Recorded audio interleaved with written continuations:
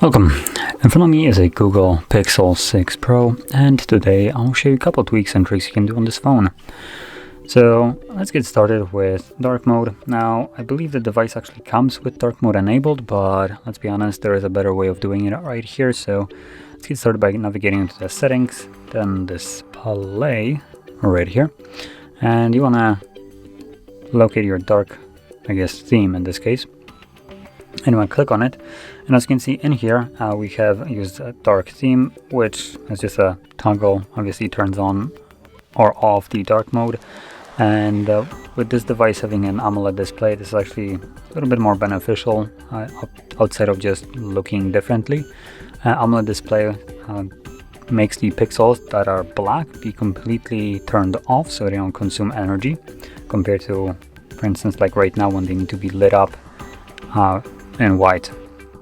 So this will give you a tiny bit of a battery boost because of it, but additionally you can use a scheduled right here and can set it up so it turns on and off based on the time. So as an example, during the daytime you can have light mode, and during the nighttime you can have a dark mode, which I would consider to be one of the better ways of going about it. Anyway, moving on to the next one, it's going to be the increasing touch sensitivity, which is also under the display section. So this is when you're using tempered glass like I am. You probably want to enable this right here, increase touch sensitivity, which will just give you a more responsive display, considering you have some kind of tempered glass on it. So that distance from the actual display, because of the tempered glass, might sometimes affect how the display responds. You might want to turn that on, and it should solve any kind of problem with it. And while we're here, right above it we have the smooth display. I believe this actually comes enabled by default. As you can see, it automatically raises the refresh rate from 60 up to 120 Hz for some content, increases battery usage. This is the downside of it. So obviously 120 when you're scrolling up and down looks really great, but for people that would like to preserve battery life, you might just want to turn that off. Now you won't be getting as smooth of a scroll experience as you were, but you will have a little bit more battery in terms of that. Now, I'll be using this for the rest of the video just because I personally don't mind the battery usage compared to the smoothness of the display. So moving on to the next option, it's just a simple split screen, which you can go into recent applications, and when you tap on this icon right here, it will give you an option to split screen the app. From here it takes you to home screen apparently, which that's a new change, and I actually have to say that's a good change. Usually it would take you to recent and then you have to swipe up to go to home. So here you can simply find application that you want to split screen.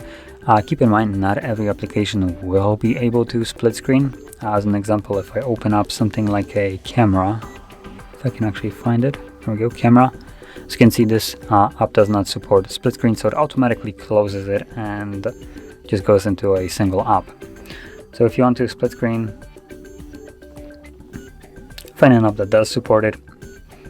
As an example, Chrome would be a good idea right here. And you can use now two apps at the same time.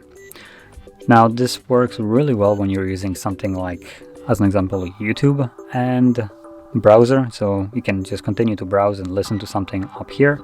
And nice thing about this is, actually, if you're planning to place YouTube right at the top, the video, when full screened, it will take this entire space right here.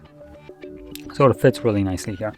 And additionally, if you go home with YouTube on top, it will continue to play the content even when you're, as an example, on home screen and just swiped up to home. This is still considered open, so it won't pause the actual YouTube. Now additionally, if you're planning to listen to YouTube and, I don't know, as an example, you don't want to play the actual subscription, you can always use YouTube Vents. Highly recommend it. Anyway, let's move on to the next one, which is the rotation lock. Now, I don't know how to really describe it because I don't mean just the locking of rotation. So just to quickly go into here, you can see that it is right now turned off. If you can find it, there we go. So it is off. So when I flip the screen, it shouldn't rotate, right? But I don't know if you ever noticed, if you open up a content that can be rotated, as an example, here we go, that's a good example, browser. When you rotate it, as you can see, it doesn't want to flip. You can just see it. It's not flipping at all. But you could probably see this little icon right here. When pressed, it will flip the screen because you chose to. It won't be flipping it all the time, so if you do it again, it shows you this icon again because technically the screen rotation toggle is disabled. If I can find it again, there we go. So it just gives you a nice pop-up allowing you to rotate the screen when you actually want to, and it will stay in this rotation until you choose to have it in a different one. So as you can see, if I can stand it up straight, it just continues to stay in this rotation unless I press this button. And personally, I really like this option. It's super subtle, only appears when you actually need to have it, and it disappears after like a couple seconds of you not interacting with it. So again, it's not going to be visible all the time when you don't really care for it. And moving on to the next option, it's going to be the pausing an app. Now again, this is one of those things that has a really weird name considering like what it does, but let's just find, gonna open up messages, oops, and what you can do is go into recent, tap on an app right here, and you have pause app. When you do so, it gives you a message. So notification for this for messages will be paused for the rest of the day.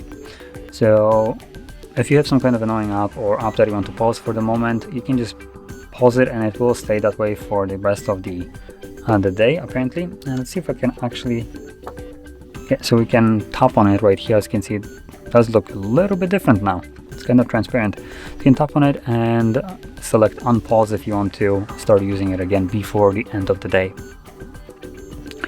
So there we go. Neat little feature. You can, I believe, also hold it. Yep, when you hold it, it gives you this option right here as well. Same kind of premise. And obviously, we're not limited just to one app. Pretty sure we can pause plenty of them. There we go, there's another one. Another one. Obviously, every game can be paused like this, so yeah.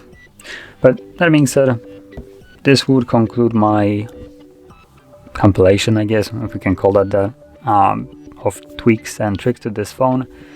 And if you found this very helpful, don't forget to hit like, subscribe, and thanks for watching.